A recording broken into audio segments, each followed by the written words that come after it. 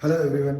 ప్రతి ఒక్కరూ నన్ను ప్రతిరోజు అడిగే క్వశ్చన్, గుండె నొప్పి లేదా ఛాతి నొప్పి వచ్చినప్పుడు ఎలా కనుక్కోవాలి, ఏం చేయాలి డాక్టర్? ఛాతి నొప్పి వచ్చినప్పుడు ఫస్ట్ చేయాల్సిన పని దగ్గరలో ఉన్న హాస్పిటల్కి వెళ్ళడం. అక్కడ ఫస్ట్ చేసే ముఖ్యమైన పరీక్ష ఈసీజీ అంటాము. ఇది వచ్చి హార్ట్ యొక్క కరెంట్ స్తంభన ఎలా ఉందని కనుక్కుంటాము. సో మల్టిపుల్ లీడ్స్ పెట్టి మీ ఈసీజీ తీస్తారు. ఈ ఈసీజీ 70 to 80% మందిలో ఒక డయాగ్నోస్టిక్ క్లూ ఇస్తుంది.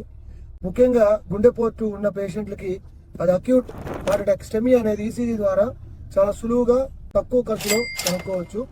స్టెమీయే కాకుండా ఈసీజీ మనకి హార్ట్లో ఉండే అర్థీమియాస్ని, అది కాకుండా మజిల్ సంబంధించిన వ్యాధుల్ని, హార్ట్ చుట్టూ ఏమైనా నీరు చేరినా కూడా ఈసీజీ ద్వారా మనకి క్లూ లభిస్తుంది. ఈసీజీ కాకుండా ఇంకొక సింపుల్ టెస్టే ట్రోపోనిన్ అంటాము.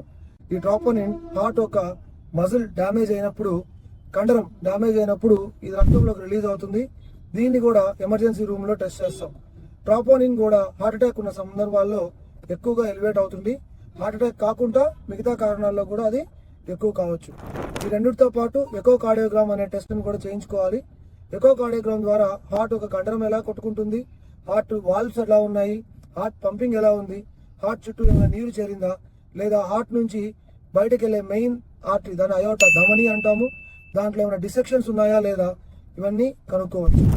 వీటన్నిటితో పాటు వేటిలో మనకి క్లూ రాకపోతే పేషెంట్ హిస్టరీ అనేది వీటన్నిటికంటే ముందు మోస్ట్ ఇంపార్టెంట్ థింగ్. హిస్టరీ అనేది ఫస్ట్ తీసుకొనే ఈ టెస్ట్లన్నీ మనం ప్రారంభించాలి.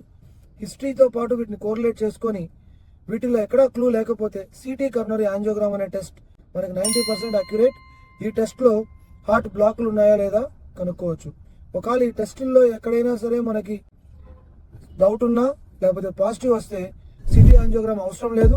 డైరెక్ట్గా ఇన్వేసివ్ కరోనరీ యాంజియోగ్రామ్ చేసుకొని ఒకవేళ హార్ట్లో బ్లాకేజ్ ఉంటే ఆ పూడికల్ని తీసుకోవడం జరుగుతుంది. హార్ట్లో బ్లాకేజ్ లేకుండా సపోజ్ అయార్టిక్ డిసెక్షన్ లాంటి కండిషన్స్ ఉంటే వెంటనే ఆపరేషన్ లేదా ఎండోవాస్కులర్ చికిత్సలకి పంపిస్తాము.